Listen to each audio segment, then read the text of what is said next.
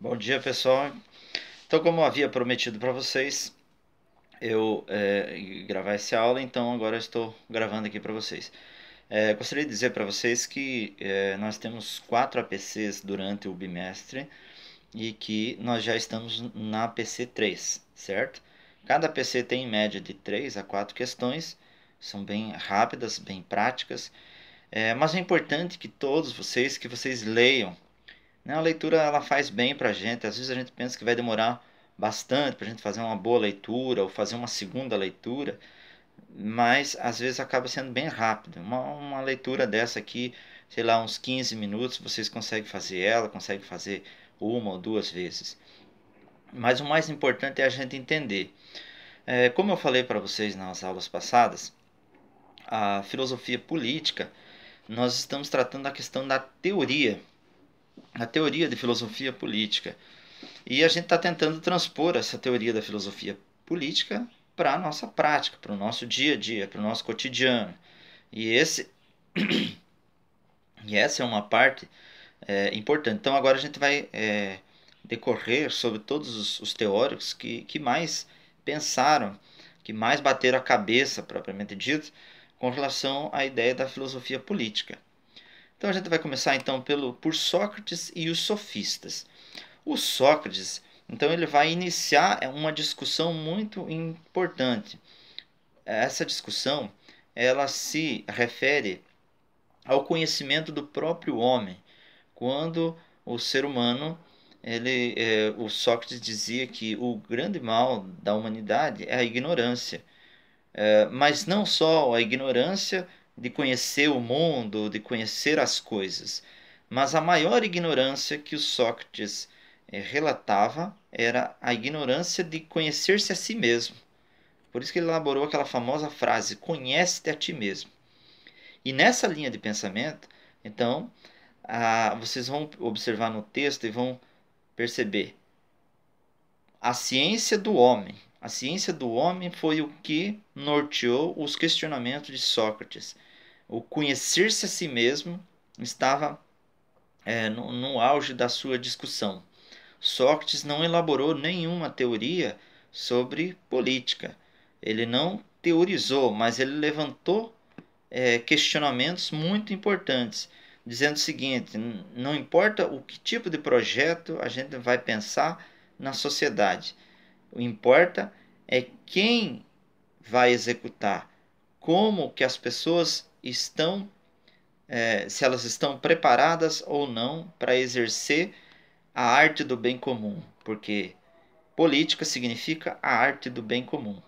Então esse era o grande questionamento do Sócrates, a arte do bem comum. E aí a gente vai analisar a questão dos sofistas e a gente vai perceber que para os sofistas é o contrário, é a relativização desses valores, é desenvolver nas pessoas algo convencional. Os valores são relativos. O homem é a medida de todas as coisas. É como se eu fosse dizer, qual é o seu preço? Né? Cada pessoa tem o seu preço. A ocasião, ela revela o ladrão ou ela cria o ladrão, né? Então sempre tem esses questionamentos.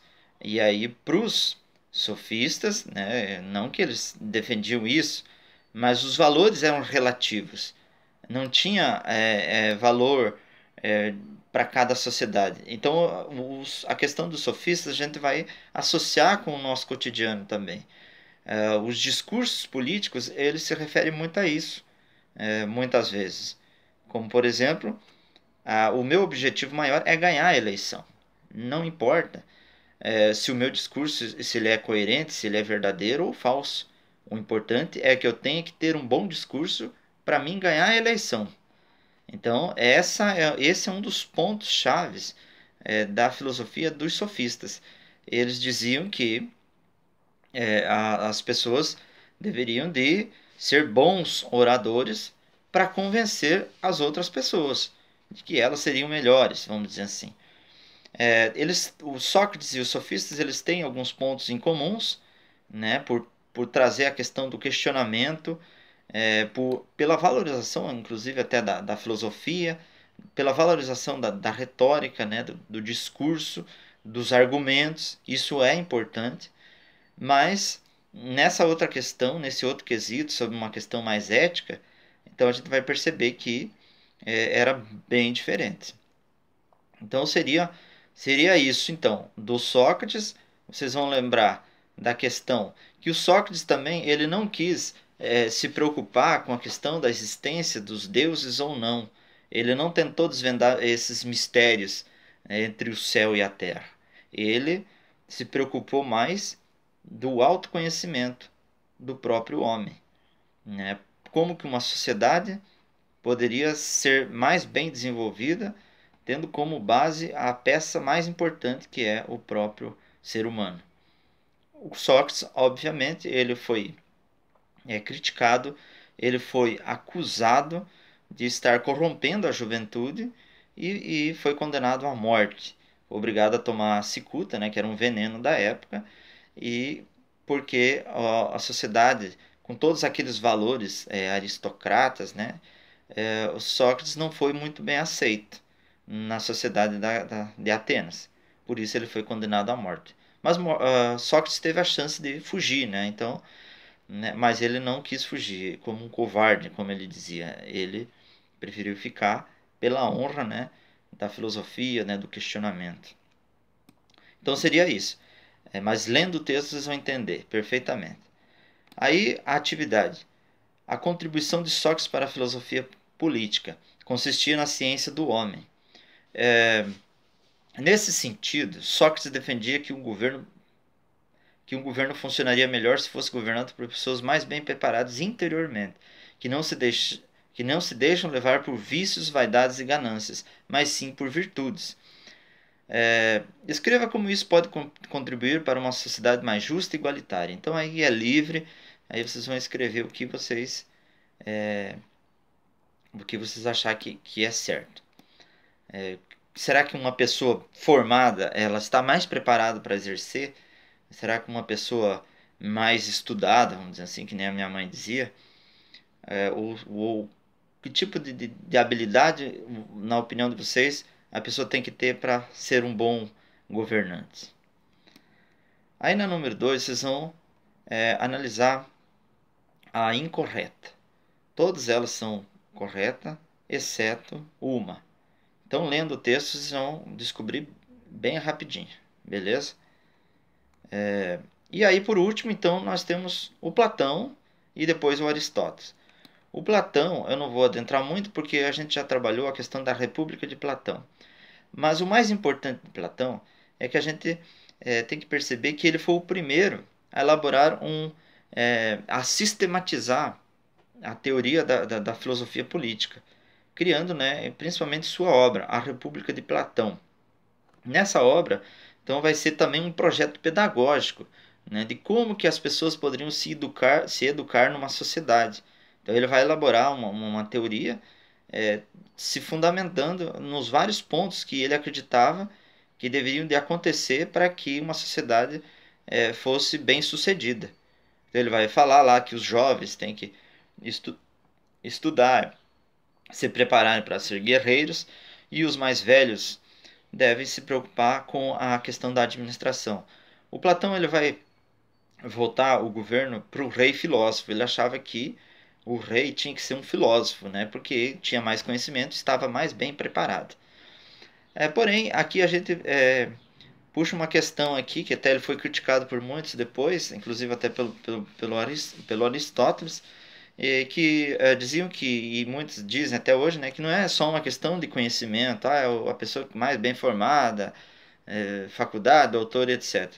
Né? Então, e as pessoas comuns, será que elas não teriam como ser bons governantes também? Então, essas são as críticas a essa teoria de Platão. Não é porque aí é como se eu fosse dizendo assim, cada classe vai defender a sua classe. E para Platão, ao rei filósofo sabe tudo. Não necessariamente não, ele também tem, ele pode ter as suas vaidades, os seus vícios e pode se corromper como qualquer outra pessoa. Nós temos exemplos, né, de juízes, né, na contemporaneidade, que já foram governantes, de juízes, pessoas formadas com terceiro grau, e, no entanto, não exerceram com tanta maestria assim o governo de uma cidade, de um país, né? Então fica aí essa questão da crítica ao Platão. Mas ele foi o primeiro a sistematizar uma teoria sobre filosofia política, que foi a sua grande obra, A República de Platão. E aí então, ali vocês vão, na número 3, vocês só vão assinalar a alternativa incorreta, vocês vão encontrar no texto a resposta de uma forma bem prática, bem rápida. E aí, com Aristóteles, aí nós vamos ter o fechamento. Depois de Sócrates, Sofistas e Platão, com Aristóteles nós vamos ter um fechamento de toda essa ideia da teoria da filosofia política. Com Aristóteles, ela vai ser vista como uma ciência que precisa ser trabalhada, que precisa ser elaborada. A partir de Aristóteles, nós vamos ter várias outras teorias que falam sobre isso, tanto na Idade Média, na Idade Moderna, como hoje na Idade Contemporânea. São várias as teorias que falam sobre a teoria da filosofia política, mas ela se inicia com Aristóteles, dizendo que é uma coisa independente, que tem que ser pensada, né? O Platão ele vai idealizar, né? Vai ser um ideal de sociedade,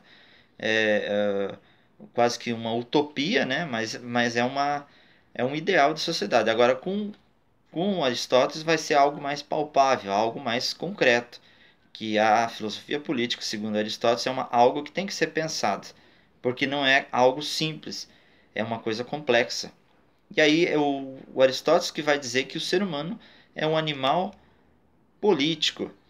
Muitas pessoas confundem esse animal político, atrelando a selvageria do homem, relacionando a selvageria do homem ao ser animal. O animal, ele é um animal. Por que, que o ser humano ele também é um animal, como qualquer outro, ele tem instintos, ele tem características animais, porém ele é um animal racional. Por que, que o Aristóteles falou isso? Animal político, porque ele é o único animal que faz política, é o único animal racional, é o único animal que precisa conviver inteiramente com outros animais iguais a ele. Se nós não tivéssemos o outro para se desenvolver, provavelmente nós não teríamos desenvolvido a linguagem. É uma coisa tão comum no nosso dia a dia. Quem aprende a falar? A criança já nasce falando? Não. O outro precisa ensinar para ela. Nós precisamos aprender regras de convivência. E a gente só aprende isso com o outro. Por isso, a famosa frase do Aristóteles: o homem é um animal político. E aí, então, ele vai dizer que é o interesse geral, né, que tem que prevalecer sobre o interesse individual. Aí vocês vão relacionar a teoria de Aristóteles com o que está acontecendo agora. Se o Aristóteles disse que o ser humano é um ser político, social, e que ele tem que aprender a conviver em sociedade, como que vocês veem essa questão do desrespeito às normas de saúde que muitas pessoas estão fazendo, não só no Brasil, mas no mundo inteiro? É uma questão de responsabilidade social.